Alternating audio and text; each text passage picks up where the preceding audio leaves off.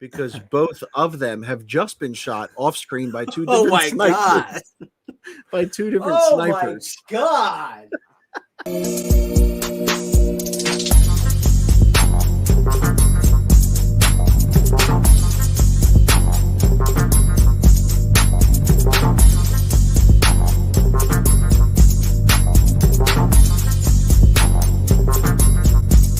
So why don't you do the intro this week? What's up, everybody? This is Sopran'Bros. My name is ZacTheRipper.com this week. As you can see, I handled that little bad boy along with Chris Walnuts. Again, this is Sopran'Bros. We are watching, reviewing, critiquing, cushing episode 3 of The Sopranos, which is called... Chris, help me out here. Oh, you don't know it? No.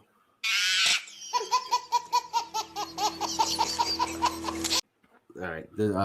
Denial, acceptance. No, denial, anger, and acceptance. Denial, Anger, and Acceptance, episode 3. First off, I want to thank everybody that has supported us over the last 2 episodes of Sopran'Bros so far. This has been incredibly fun, and as you can see, each and every week we are upping the bar and trying to get the show better with your help, your critiques, and anything we don't like, we can tell you to just piss off, because that's how we do it. I do want to let you know that, I'm stoned. So this is going to be fun. As always. And my first note, Christopher, begins before the show even starts.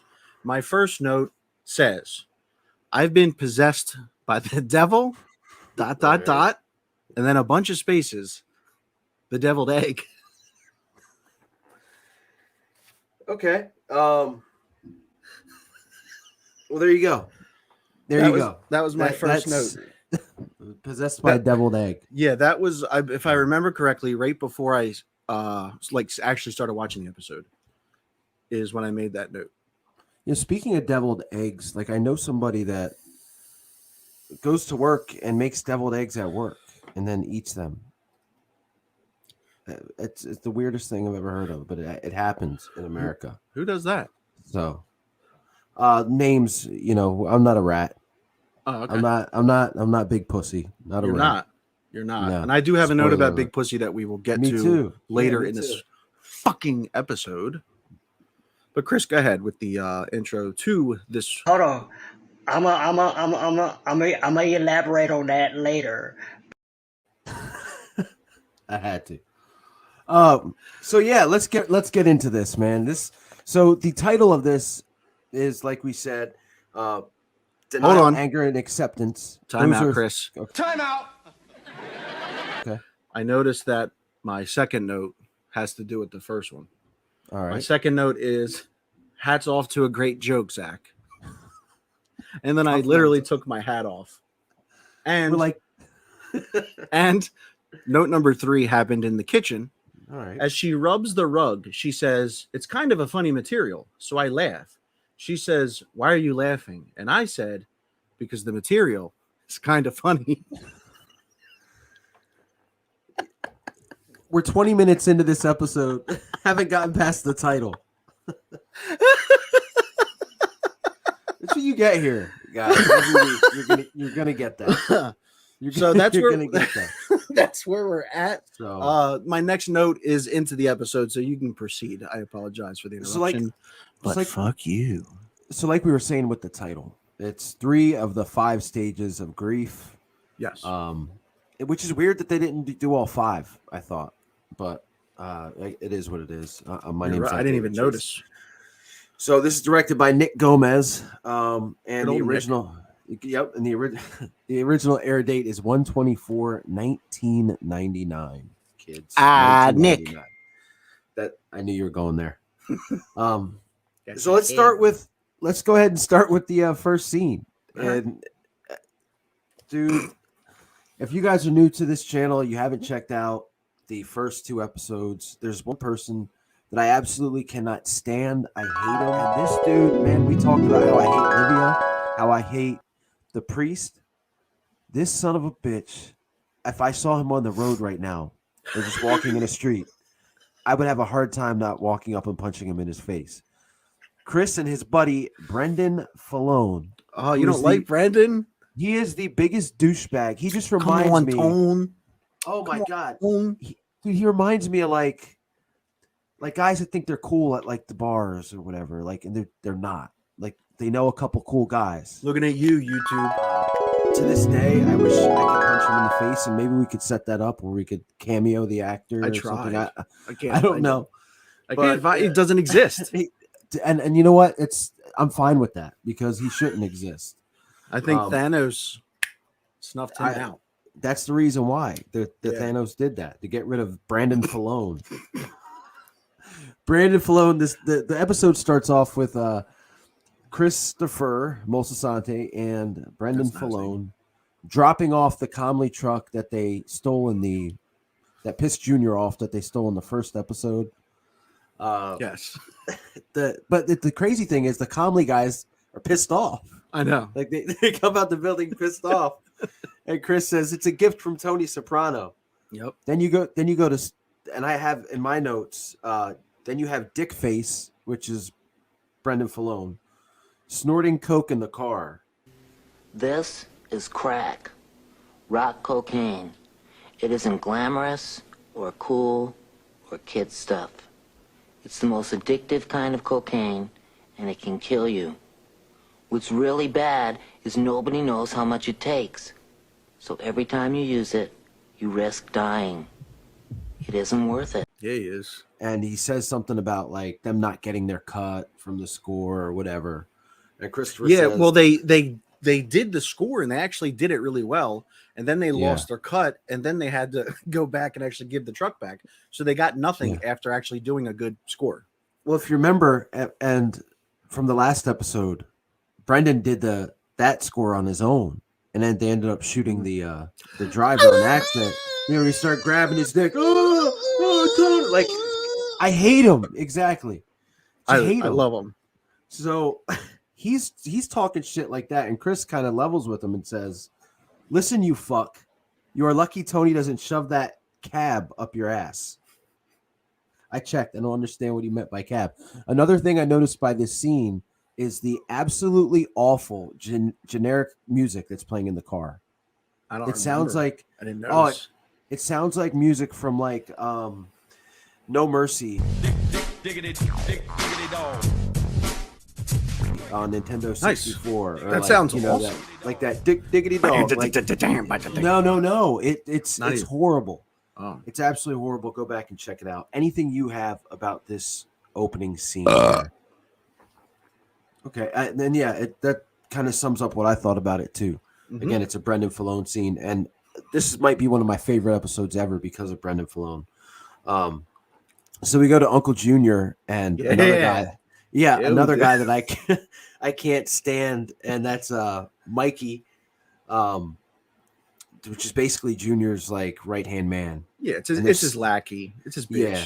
Come on. They're sitting in a restaurant, and throughout the series, most of these food scenes are done in like Vesuvio. This is just a random restaurant. They're sitting there, and I don't think they go back to it again, right? Nah, I don't remember. Yeah, I don't even remember.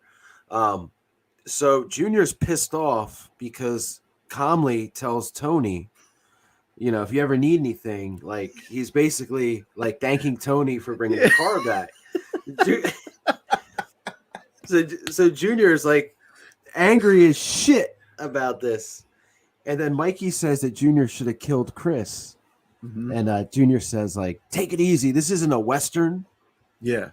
You know, what I find hysterical in my notes here is that Junior is most mad in this scene that he spent $400 on Anthony Jr.'s birthday present. No, and I spent $400. He's not talking about Anthony Jr. He's talking about Christopher. That's even better. Yeah, oh, I messed it up. So he says, look, and if you listen, and this is what's funny, and this is Uncle Junior, this is what makes him awesome because he's so serious, is he says that he bought Chris a $400 surfboard for his birthday. Okay. So he didn't mean surfboard. He meant skateboard. They live in Jersey. They're not on, they're not in California. Chris doesn't surf. Does he Like, skateboard? I mean, when he was a kid, maybe in Jersey, but a Jazzy? surfboard. On a surfboard? At least that's my take from it. You guys, as Zach would say, even though we're not live, leave in the chat. Yeah, let us know in the comments. You know. Is what I'm trying to fucking say. Like the 15 of you that are watching us. 15 of you, thank you. But it will grow. It will grow as That's what she said. As the movie is Or just he said. weeks away. Or it said. Or they said. No, just leave it at she. Anything else you have about this? No. All right, so we go to scene 3, and this is Tony and Melfi's office. Now, listen, the denial, anger, and acceptance. I don't know if you noticed, but each scene in Melfi's office is one of those. I did not. That's awesome. So this is the denial one. So that goes back to Nick Gomez. Is that who directed this shit? Yeah. So this is the denial, and Tony he's in the waiting room. He sees this painting of like a barn and a tree. And he's looking at it kind of pissed off, like perplexed. So that's the one thing. You don't get Tony Soprano around a fucking painting. No, you don't. Do not. He doesn't want to seem like he's being like outsmarted, you know? Like exactly. So he asks Melfi if it's a trick picture, and she's like, "What are you talking about?" And he's like, "The barn." He says it with like a little smirk though, like he figured it out. Yes, like he knows. Like you're not going to get me. Exactly. He's like, the barn with. Yeah. He goes, the barn with the rotting tree, and then he says, and he's insisting that it's a specially made psychological picture, and he calls it a Rorschach test, which instead of he means Rorschach. But again, he's so like confident, like he's so smart here. And she's like, why do you think we would try to trick you? And he says that the people that make those tests say, "Hey, asshole, we are from Harvard. And what do you think of this spooky rotted out tree and barn?" So I ask if anybody watching or listening to this is from Harvard. Oh my God. Please leave us a comment. We will bring you on Sopran'Bros, and we will ask you if this picture is a trick picture or if it's you saying, "Hey, asshole." Can you imagine if someone from Harvard is watching this? If they are, I feel bad for their what? Fuck it. Move on. Something's fucked up with their life. Yeah. You know what I mean? Bunch of Nowinskis or something. You know what I mean? Yeah, exactly. But she asked Tony if it's scary and depressing to him. And he's like, "Not to me." But it has it built right into it. Like it could be for other people, just not me, right? Yeah. So he talks about Jackie Aprile, who's now in the hospital. Like his cancer is really starting to take all the life out of him. And he says he's not worried because Jackie is so mean he will scare the fucking cancer away.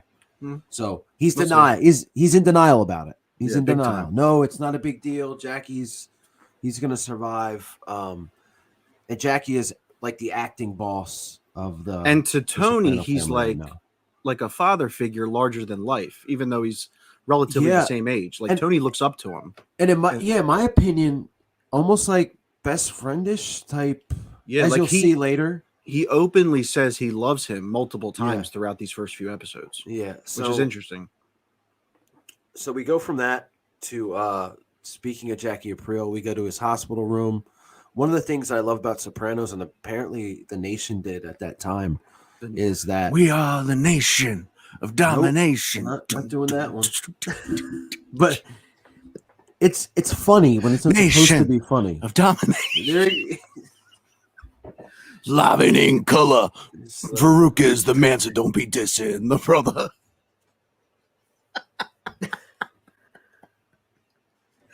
All right. All right. So Mikey's being annoying in this hospital room. He's now sitting next to Jackie. Jackie calls him the Grim Reaper because he keeps talking about people with cancer and death. Yeah. And hey, Jackie, make sure these assholes in here don't put oxygen in your line so you could die from that. And we see for the first time ever Rosalie Aprile, who will be a staple in the series. She's Jackie's wife, she'll be married to other, or when I Oh, say married, I don't mean married to a lot of different actors in this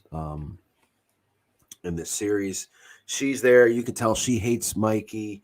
And then Tony comes in with that pastry box that I talked about. Yep, this is the pastry box, and it'll go got up the right here, fucking- I'm sure.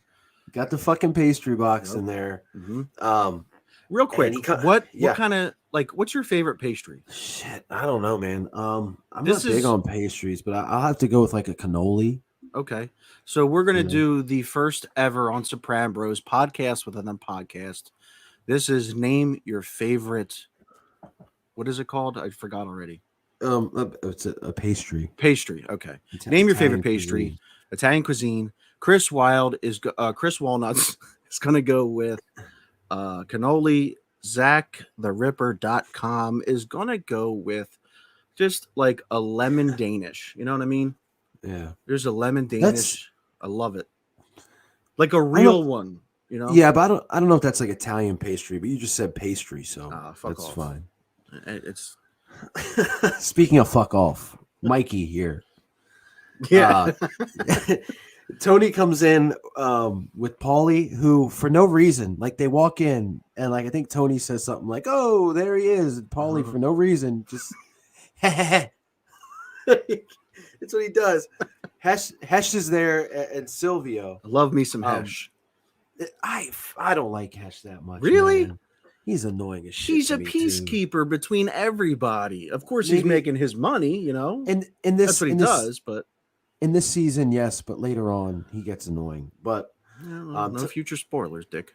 Tony tells Mikey that it's nice to see it's nice to see him in men's clothing again. And Mikey then brings up the Vesuvio fire, which Tony obviously has like hard feelings about because let's be honest, like they didn't have to burn down Artie's place. They were trying to stop a hit. But my question, I thought about this the other day, like why didn't they just kill the guy themselves, like somewhere else? You know what I'm saying? Like anyway, don't worry about it. So Jackie's like very happy to see Tony and the gang, and they get rid of Mikey, which he's even happier about. And that's when he says, He's "Thank the God, Grim Reaper." It's a good guy, but Grim Reaper over here." So Rosalie says she's going to the cafeteria, asks Jackie if he wants anything, and he says, and we get our first menu item of the day. Because remember, it's all about food. Yep, he says a plate of brajol. Brajol. What is it? What is it? I don't know. We're looking at it. If they're seeing a picture of it right now, Yeah. right. But I have no fucking clue what brajol is.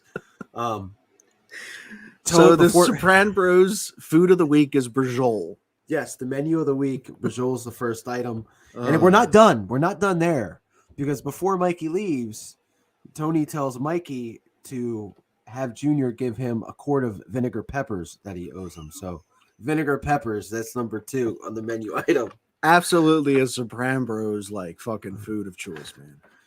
Then you vinegar get peppers. Yeah, there you go. But then you get Paulie, who again is brilliant in this episode, I think. Chris, podcast within a podcast. Paulie's wings, whatever you called it, winging out with Paulie Walnuts. Oh, they're big, dude. The winging out. That's it. Winging out. They're huge. They're huge. They're in straight up Paulie form. Okay. Here, and he brings up not stem cell trials. He brings up stump cell trials.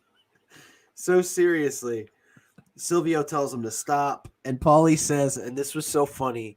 I watched it again right before we came on, and it's like, I wish I could show the clip, but HBO. For those of you that don't know, and I appreciate you watching our content and supporting us, HBO has been an absolute bear to deal with on YouTube, and I'm not even talking for monetization purposes, so we do not show video clips anymore within our show. So you'll see stills and things like that, but not until I figure out a way around it. There's got to be a way around it. But Paulie, do you remember what Paulie says to Sil? Because Sil says to Paulie, stop. He said he didn't want to talk about the cancer anymore. Stop it. And Paulie goes, get the fuck out of here. So we get into a main plot story here. Silvio. Plot. Everybody. But Sil's got a Jewish friend named Shlomo Tettleman, who's having a family issue. Look, I am not disparaging any name choosing by any group out there, but Shlomo, like that's like is that like the opposite of Sonic here? We have Sonic and Shlomo. Maybe. Fuck. Well, Hesh, who's Jewish, warns Tony, like, don't deal with the Hasidim. Yeah. And you know what Paulie says? Are you going to hit it, or would you like me to? You might as well. Paulie says, set me up again, Chris. All right. So Hesh says, don't trust the Hasidim. Don't deal with them. I've seen him, but I don't believe him. And he just looks over. Now, look, I don't care who you are or what your background is. I have no problem disparaging my own background. I'm sure Chris doesn't either. All in the name of entertainment, right? This was hysterical. Like, this was funny when he said, really good comedy. Yeah, because it was coming from Paulie. Yeah, he's so much of a jackass. Like, yeah, he's just like, and it's kind of a serious moment where Hesh is like, don't trust me, don't deal with these guys, like, because Hesh knows. Correct. We go to next scene, and man, this season, dude, I can't stand Meadow Soprano. I can't stand for a season you can stand her. This season, I can't. Hunter Scangarello, like, we go to them singing chorus. Did you say skank? Might as well be. Might as well be. We'll get to that too. Meadow messes up a line. The teacher heals her for it, and they say it's because the SATs is the same week or something as this concert. Yeah. So they have no sleep because they're studying and all this shit. And the teacher apparently didn't realize that. Yeah, she was like, "Are you serious?" I don't think she cared. Well, I mean, she might not care. I'm trying to just, play devil's advocate here. Remember the deviled egg? The deviled egg gets eaten at work. So we go to Artie's horrible house. Who makes the deviled eggs? I told you I'm not a rat. So we go to Artie Bucco, who is one of my anybody out characters. There knows that's watching this, who makes the deviled eggs at work with Chris, please not leave at my work. No, not at your my work. No, just somewhere. They just make them at work. No, yeah, where they work. Okay, if anybody out there knows who Chris is talking about, leave it in the comments below. If you know anybody that makes deviled eggs at their work, leave it in the comments below, because I would like some deviled eggs. No. Go ahead, Chris. I could probably set that up for you. I know a guy or a girl. So we go to Artie's horrible house. It's fucking horrible, man. There's shit everywhere. Yeah. He's working in the garage. Like, it's bad. Carmela's in there with Charmaine. They're talking about their past. These guys were all friends when they were younger, as you'll see in the new movie coming out, The Many Saints of Newark. Tony's in the garage with Artie, and he offers him startup money because Artie's like, the insurance thinks this was done on purpose. And he says again, who would burn down a place? So in my back of my head, I'm like, does Artie know that Tony had something to do with it? Oh, I absolutely think he does. Because he keeps mentioning that. And Tony. that's what pisses Tony off. Yeah, because he's like, the insurance companies, it's suspects arson. And Tony says, I'm sorry. We go to scene 7 where we actually meet Shlomo at Satrial's as they have this business meeting in front of the pork store. Now, I don't know if you realize, but you know who Shlomo is? No. So he's played by an actor named Chuck Lowe. Now, Chuck Lowe, to you or me, in any other movie, might as well be Chuck Alston, Might as well be Chuck Norris. I mean, I haven't seen him in any other movies except for one. Okay. Goodfellas. In Goodfellas, Shlomo or Chuck Lowe played Maury, the wig guy. Do you remember Maury, the wig guy? I do. Like, yeah. Wow. Yeah, it's crazy, right? So But he's not even Jewish. His name's Chuck Lowe. Yeah, I don't know. I don't know. But I've seen it, but I don't believe it. They're sitting there. It's Paulie and Silvio, Shlomo and his son. Silvio. There it is. There it is. One of my favorite lines from this scene. Yeah, there's probably dudes out there that get off on that. Oh, you on what? Me blowing smoke. Bunch of fucking weirdos. I want to know what went on in your brain to make you say that. Like, what switch was?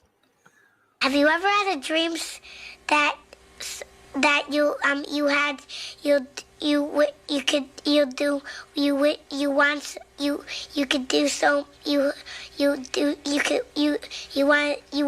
him to do you so much you could do anything?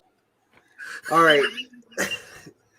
One of my favorite lines from this scene is the son's being a dickhead. I think we're on the same path here with this line. Yeah.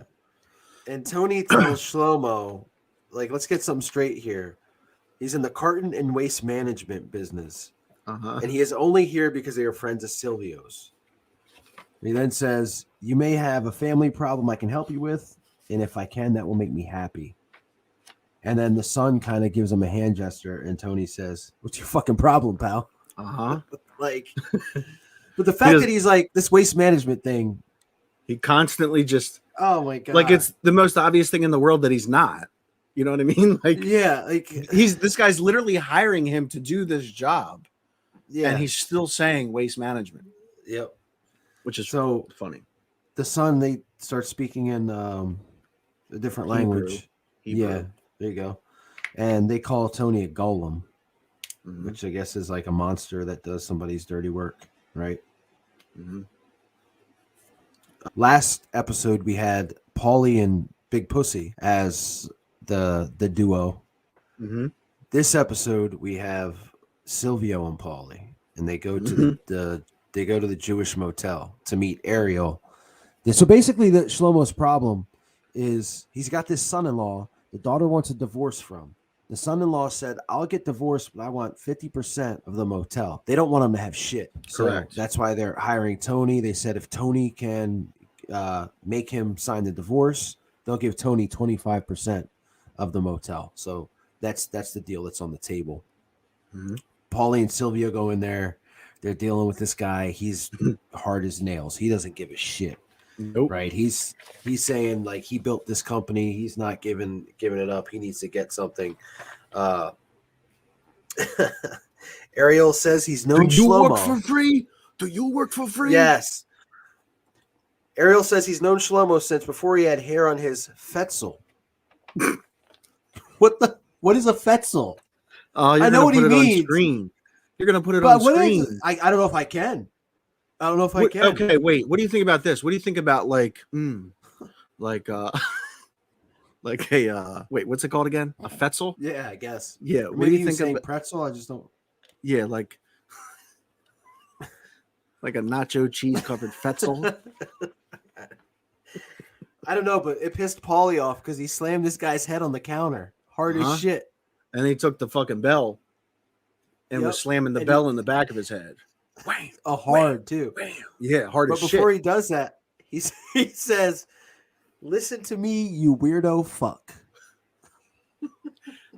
And the reason he's calling him a weirdo fuck, let's be honest, is because of the traditions that this guy has with the sideburns and the hair and such. Yeah. So to Paulie, he's a weirdo fuck. And then Silvio, while Paulie is beating this bell in the back of this guy's head, Silvio is yelling at Paulie, say Buckus, say Buckus. And Paulie's like, why? And he's like, that's how you say nothing. He's getting nothing. And Silvio's not saying it as a joke. Like, he's being like, for real. Yeah. Like, if you say Buckus, like, this guy's going to understand. Like, oh, okay. And everything will be done. Yeah. So, actually, Silvio says that before he's beating him with the bell, because Paulie says, this is how I say nothing. And that's when he grabs the bell and starts beating this guy in the head. So, again, just any scene, dude, any scene with Paulie is... It's money. Oh my God, this guy is unbelievable. Fantastic. Tony Sirico. Happened here? We go into Tony and Carmela's bedroom for the first time in the series. This to me is like a throwaway scene. We saw Tony sleeping in episode 1. Remember? Yeah, but I don't know if that was. It wasn't like a picture of the bedroom. He was just in the bed. It was like an overview. This is like the bedroom, like we see all throughout the series. Fucking Carmela is having a fundraiser or hosting a fundraiser at the house. Tony's Doing pissed something off. Annoying. Yeah. Oh man, she is something else in this one. It's like, here's the thing. She has so much money and so much time, yet she's so bored. So she chooses to do these dumbass fucking things where all they do is like she spends money and money gets put back in her pocket and everybody comes. Just it's like, it's so fucking stupid. I don't know. Well, to me, this was her like feeding her ego. Like they were at, because she tells Tony she wants the Buccos to cater it. Yeah. So she was just shown this shitty house.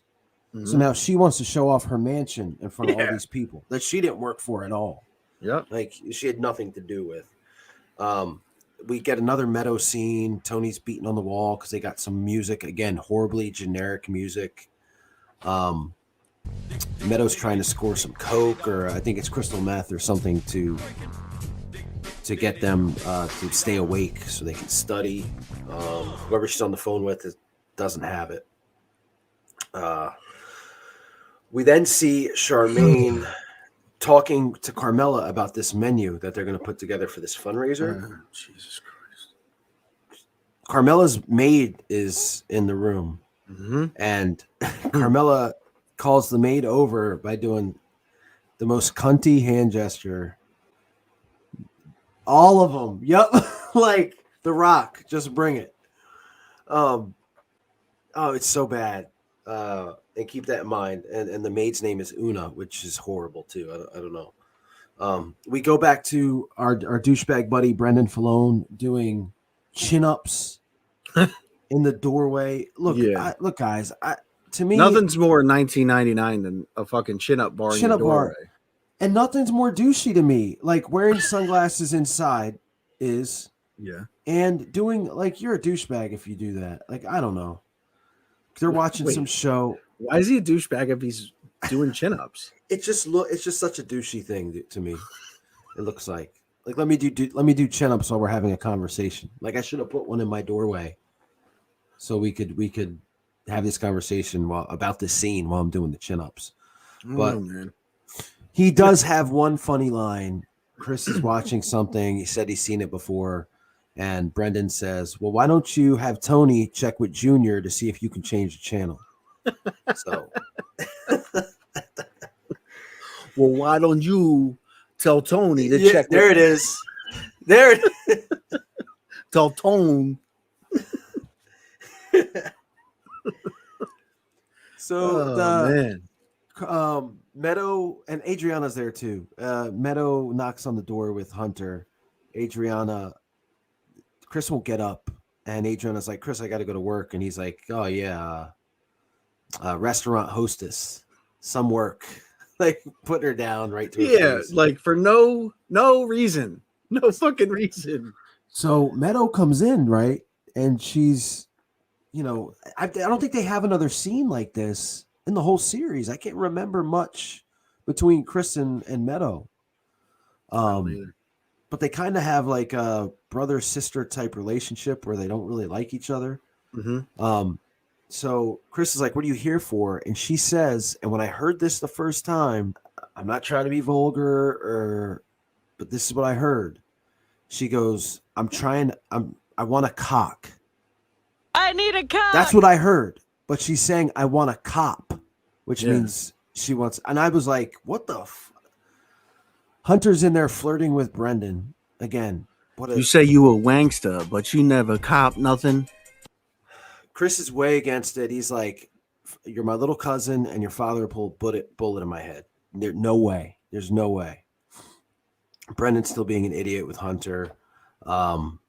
They leave. Adriana's like, you should give it to her, or else she's gonna think you're a gangster, but you need to stop fronting. she's like, give her the drugs, or she's gonna get it on from some people or some thugs on Jefferson Avenue. Is what she said. We go back to Jackie's hospital room. I have a note here. Go ahead. I like the color of the walls in the hospital room. Wow. And sitting here right now, I cannot tell you what colors they were. I think they were green. I don't know, but that's funny. That's the only thing you have for this. I don't know. I guess because a nurse comes in, and Tony comes in and actually Tony comes in first. Jackie's like, "What are you doing?" He's like, "I had to take AJ to the hospital." Nurse comes in behind Tony with the real big chest, and she starts feeling around. Grabs Jackie's dick or something. And he's like, "Oh, hey!" And he's like, "Oh, what? You're not my nurse." And then a real nurse tries coming in. Tony kicks her out. Whoa, look at that! Kicks her out, and the nurse, who's now a stripper from the Bing, reveals her true identity. And Tony's reaction. Her true identity is her breasts. Yep. Do you remember Tony's reaction here? I got you, you cocksucker! Oh, I got you, you prick! Oh yeah. He's so happy. Yeah. He finds it so funny. Like, it's very rare that you see him happy like that. You know, he was so like overjoyed. I got you, you prick. So we leave there, and now we get the anger part of the episode. So we had the denial. Now we get the anger part when he's in Melfi's office again. Now this shit was great acting, and it was funny as hell to me. You remember what happens here, right? No. So Tony's talking to Melfi. He's now angry about Jackie's cancer. He says Jackie has had chemo for 3 weeks and still has every hair on his head, and he has a beautiful head of hair. My question is, does he? Because I think his hair looks like shit. It's thinning really bad. He's in denial. What stage is this? Anger? This is anger. Ask Melfi. He looks at the wall and sees Melfi's like doctoring or certificate or whatever. And he's like, "You're a doctor. Like, what do you think from what I told you?" And she's like, "Well, it doesn't look good." And this is when he really starts getting heated up when he says that she doesn't know what the fuck she's talking about. Yeah. He stands up. He brings up the painting. Or no, she brings up the painting and tells Tony the tree was not rotting out in the painting. Like, you know, you're obviously upset about your life, and that's how you saw that painting. And Tony freaks out and is like, "I knew that painting was a fucking scam. I knew it. She brings up the duck dream, asks what happens to a rotted out tree. Tony says, "Trees, ducks, what the fuck are you, Ranger Rick?" Then he stands up and says, "Fuck you," and storms out.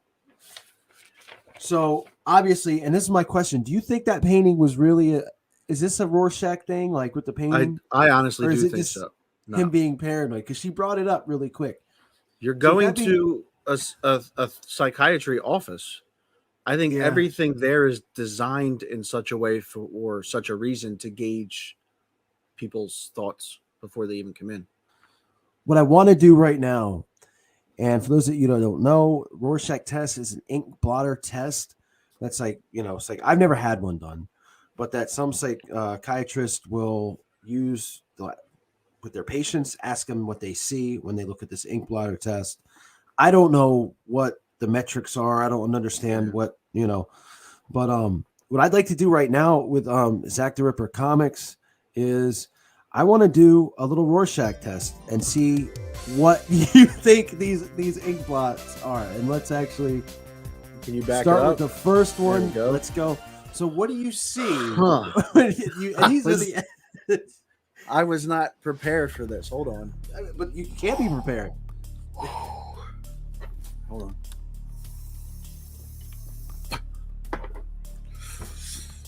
Yeah, this is we do it live here, man. Well, not really, but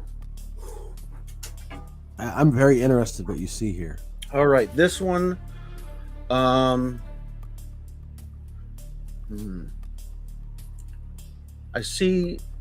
saw something and then it changed. The first thing I saw was like a butterfly that had been kind of gutted, but then it changed into a captain from the video game Destiny. It has the head of a captain, like of the Fallen. Okay. because they have multiple eyes and kind of horns. All right, so we're gonna go with that.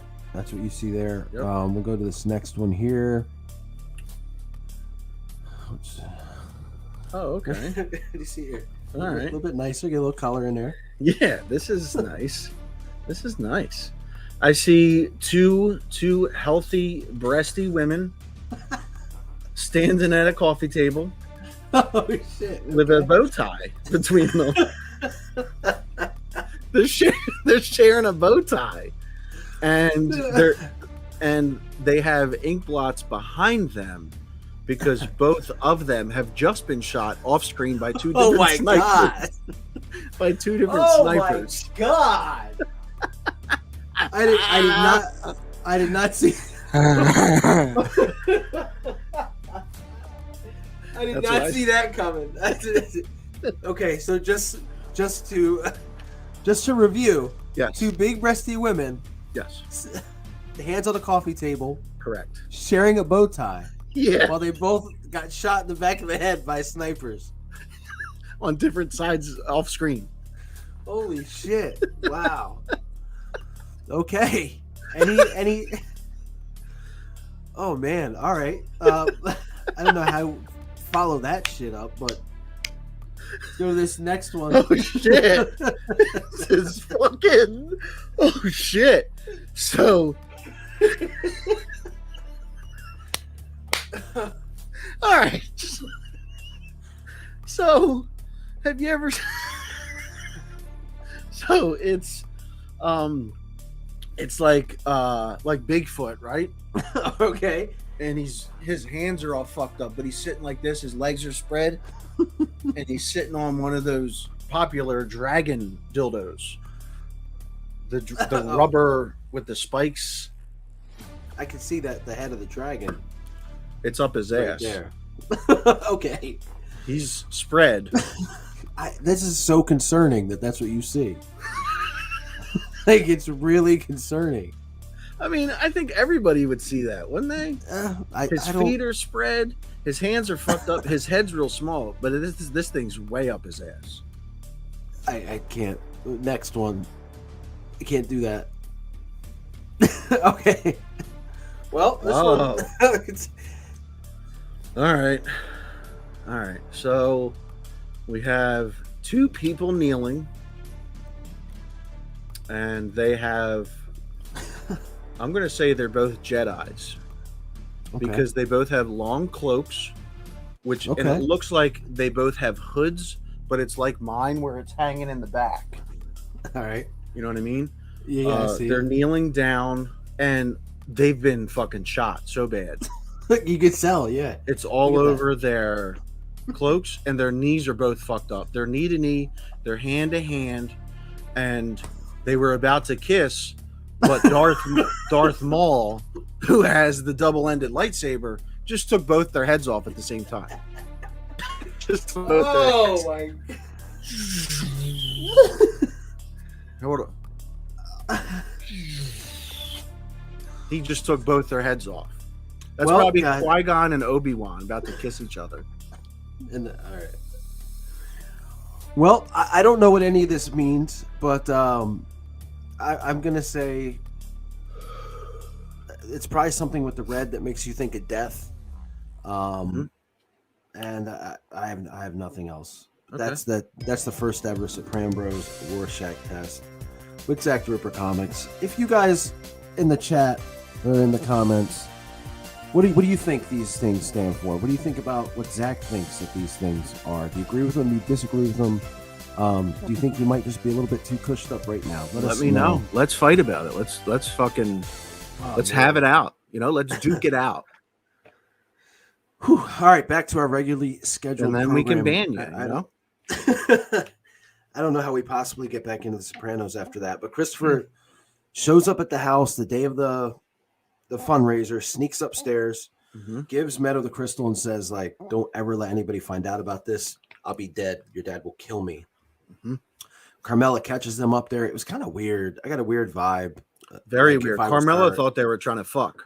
That's what it seemed like, and they, of course, and say Like she no. treated Chris like he was a teenager.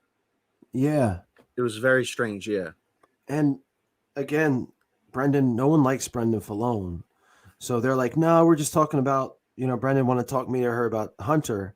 And Carmella says, tell that asshole to leave her alone. Because nobody likes Brendan. Who gives I a do. shit? I do. We go into Artie's horrible house, his horrible kitchen. He's cooking.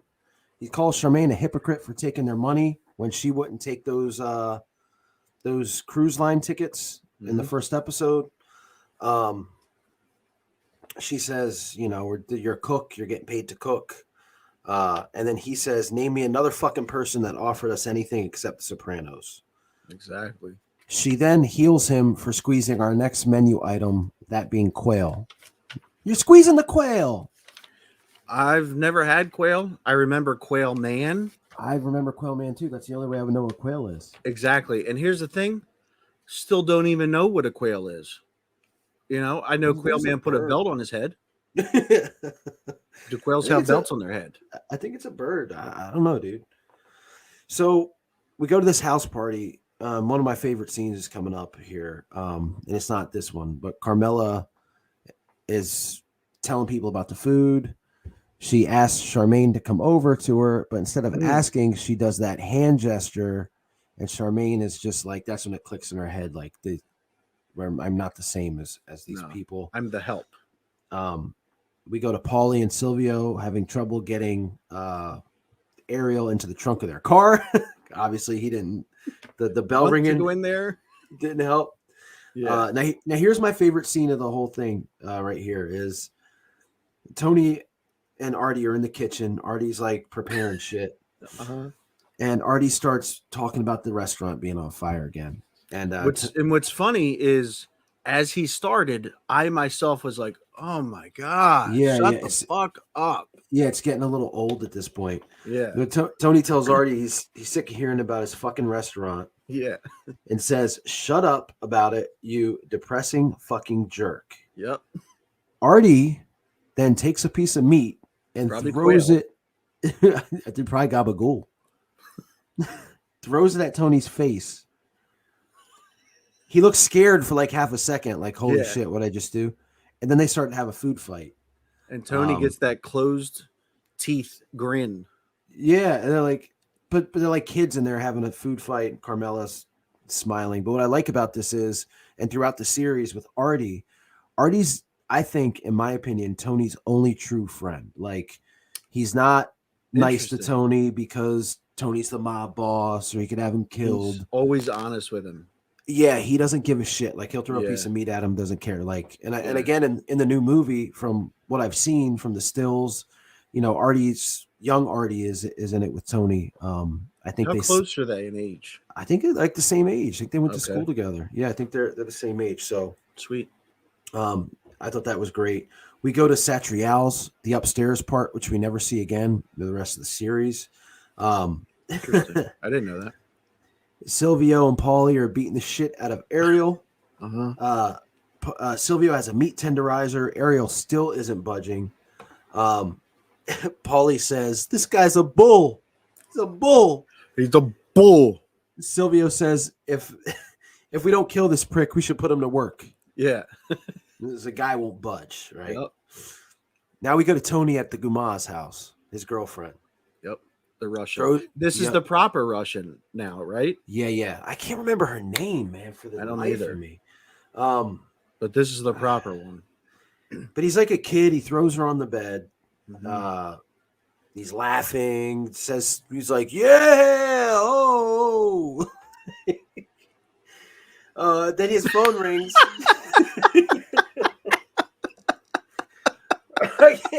That was in my notes.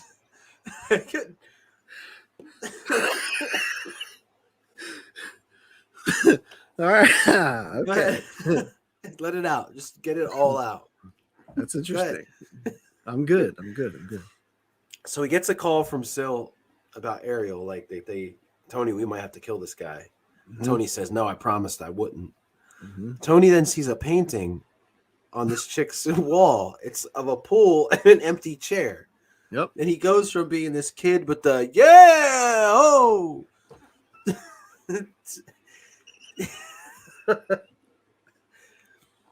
So he's kind of pissed off, and he asked her about the painting, like, what's it mean to her? And she said, I don't know, David Hockey. Who's David Hockey? I don't know. I figured you would have looked it up. No, I mean, no.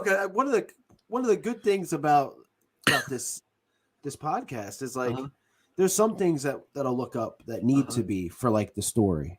But little shit like this, I figure if you don't know about it, I'll just let the Soprano universe. Yeah. You guys find it.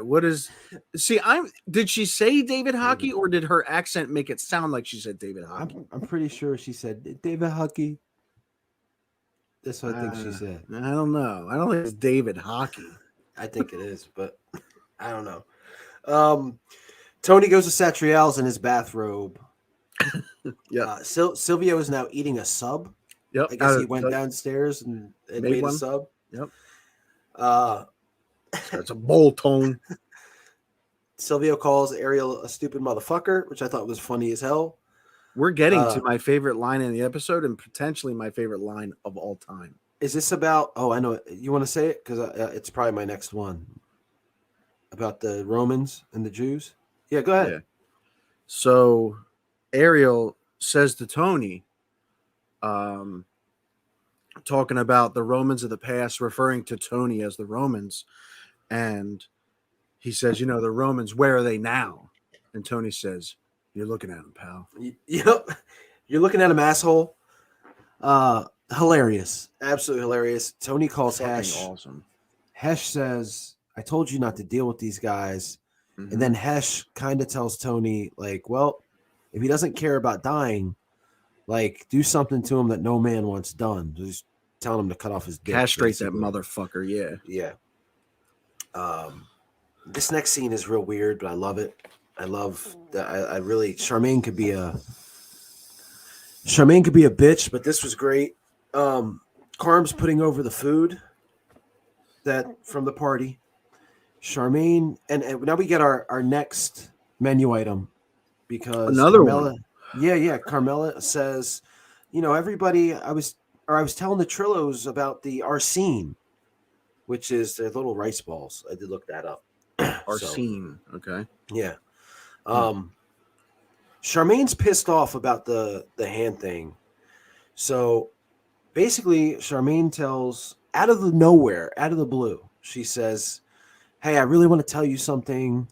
I don't know how to tell you, but remember when you and Tony were broken up that summer? And then she's like, well, we dated and we slept together.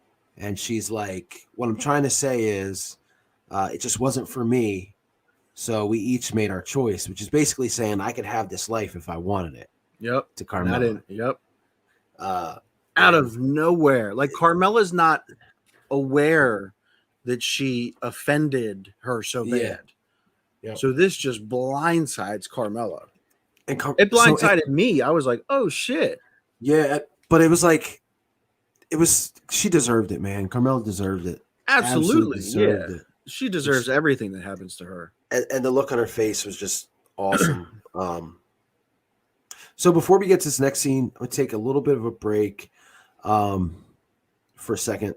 I mean, you would say, like, we're best buddies, right? That's what you would say.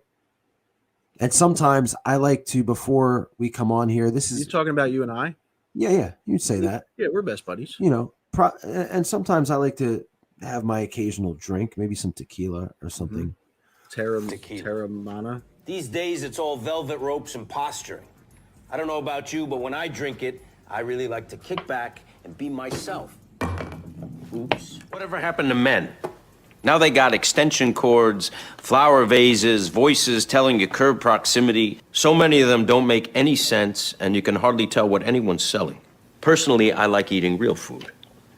I also like drinking real tequila. Whatever happened to best buddies?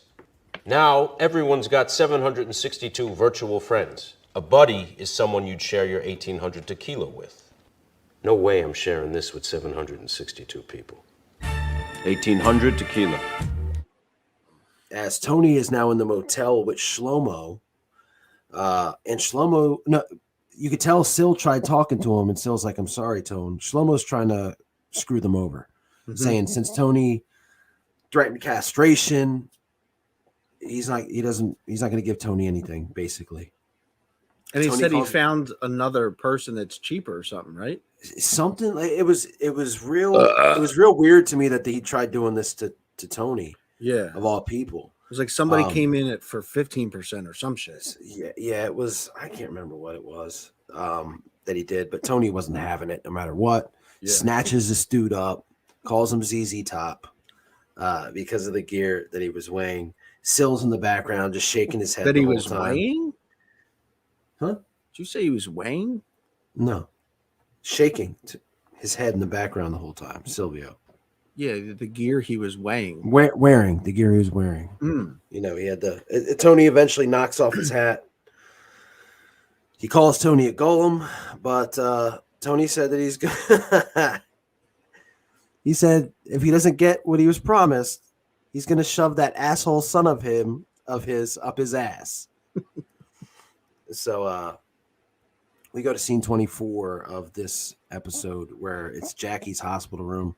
Jackie they made him look like he was literally on death's bed.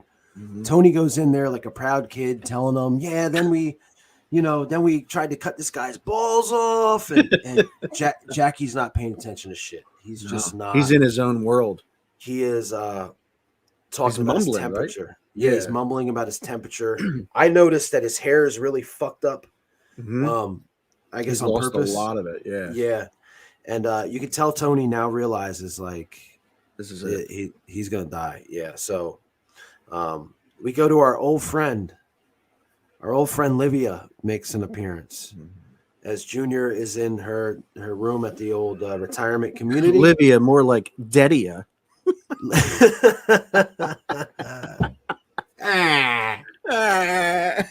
So I figured something out that in watching this, there we go.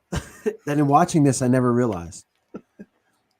Livia's the godmother. Like you got the Godfather. Like she's like the godmother. Like Junior doesn't know. Junior cannot. She controls decisions. him. We said that in the first episode. Junior is obviously pissed off about Christopher and Brendan. He asks her like, what should I do? I think he's putting up a picture of little fat ass. Little fat AJ? ass son of a bitch. Yeah, AJ. Little fat ass bitch. It's a t-shirt. T-shirt coming soon. Little fat ass bitch. So he's basically saying like he's got to do something about Christopher. She likes Christopher because he fixed her storm drain or some shit. Yeah. So don't kill him because he fixed her fucking storm drain. Yeah. She's like, her and Tony love Chris like a son, she says. And then Junior's like, well, what do I do? And she said, well, Chris could use some talking to. The other one, and then she just gives him that stare.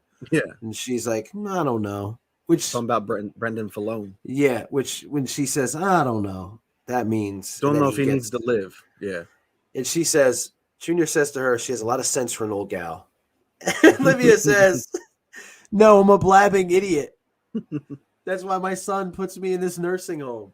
Mm-hmm. So you get anytime anybody tries to give her a compliment, man. Yep. She's not having it. Nope. She can't be happy. Nope. She's got to be miserable, nonstop. Not having it. I wish I could find a way to get that song without the copyrights in here. So now we go to the acceptance stage, the final stage in Melfi's office. And he's talking to her about Jackie's condition. He looks sad instead of angry. And he said to her, it's like he's already gone. And he then says he's not afraid of death if it's for something. He goes, all the shit's for nothing. Why do I even think about it? So he's get your money for nothing. Here you go. So we go to the final scenes of this. They're pretty impactful. It's Meadows' concert. She's high as shit with Hunter. I have these choir cunts. Oh man, Tony comes. It's a good note. Tony comes in. He sees Meadow. He gets kind of happy, sad. Holds Carmela's hand. She takes it away because of what Charmaine said. And he's just like staring at Meadow, and he said this shit's for nothing. And I think when he saw her, he's like, okay, it's not for nothing. You know, that's kind of how I took it. It was very much a fatherly moment for him. Yeah. We go to Christopher while the music's going on. Christopher is buying an ice cream from an ice cream truck, and Russians grab him. 2 Russian guys grab him. They bring him to a pier. They put him on his knees, put a gun to his head. He's, don't kill me. I don't want to die. I'm sorry. He thinks. He confessed.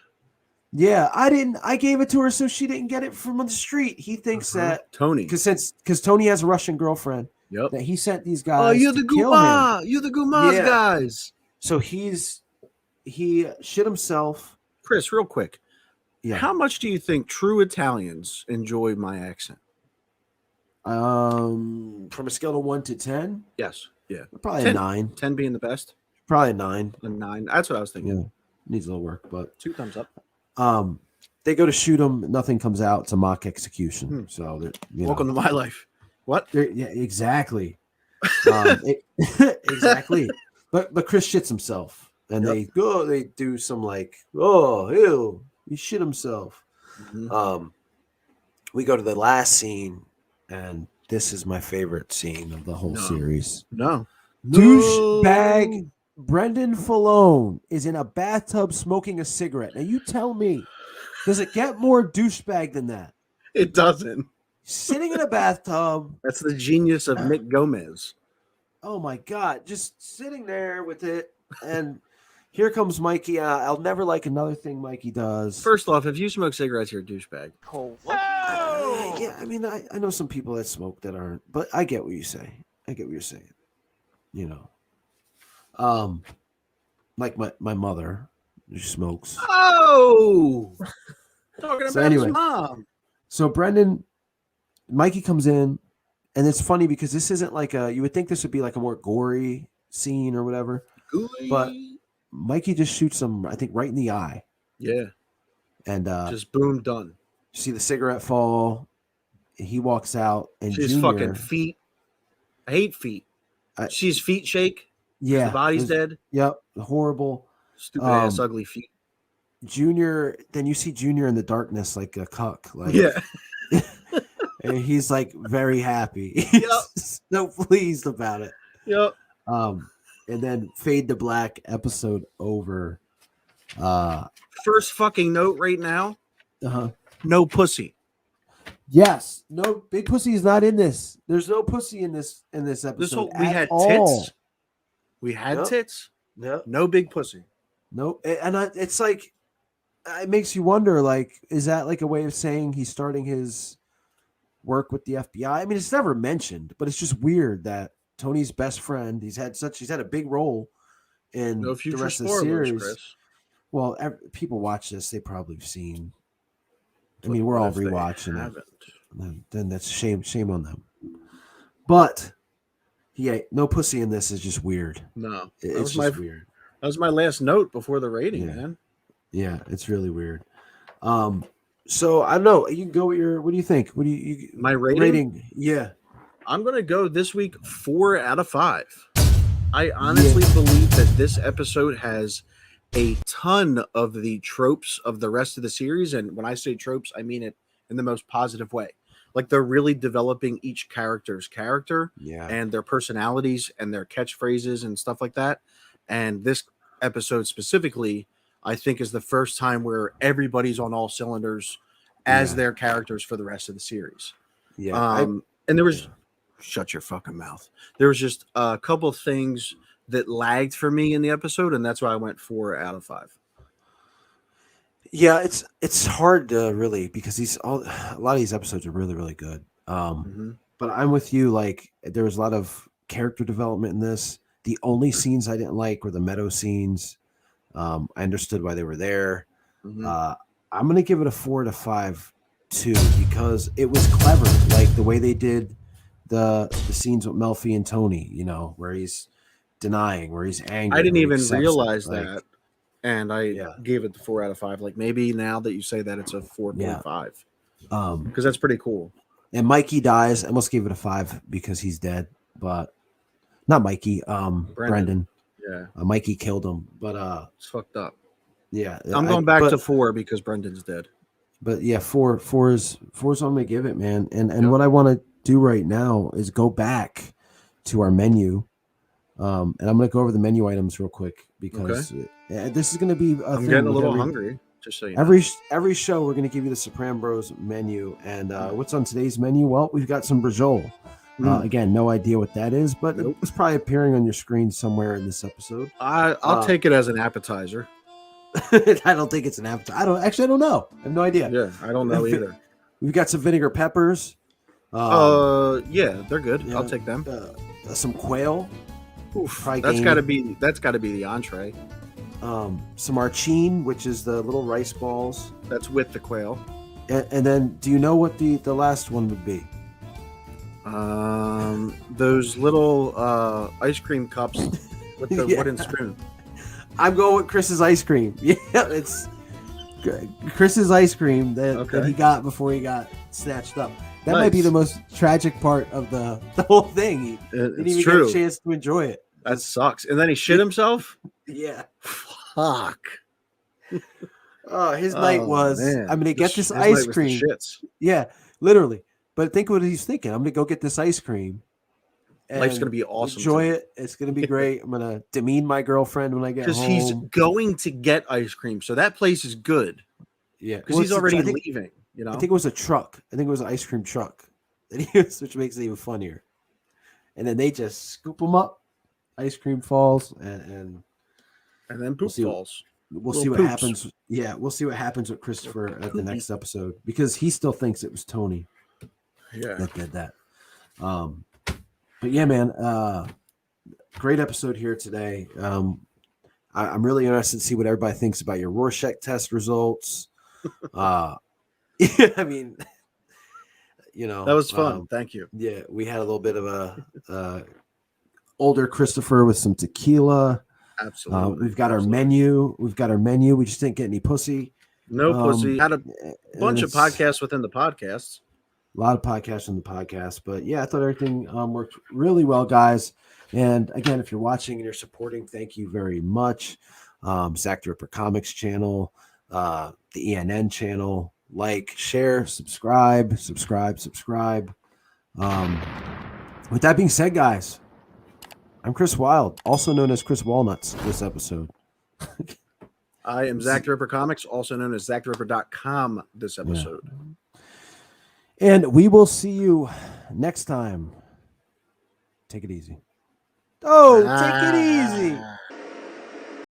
It's Patreon time, to be honest with you. Oh, shit. Patreon.com/Sopran'Bros. SOPRANBROS. You can go there and support your favorite Sopran'Bros. And I can tell you this, because you guys have been asking for it. There are 3 tiers on there. Feel free to support us with one. Feel free to donate to us with another and get shout outs in the video. And then if you are one of the absolute top tier, big dick swinging people out there, there's the top tier for you. Please go over there, patreon.com/Sopran'Bros. There will be a graphic put up by Mr. Christopher Wylde.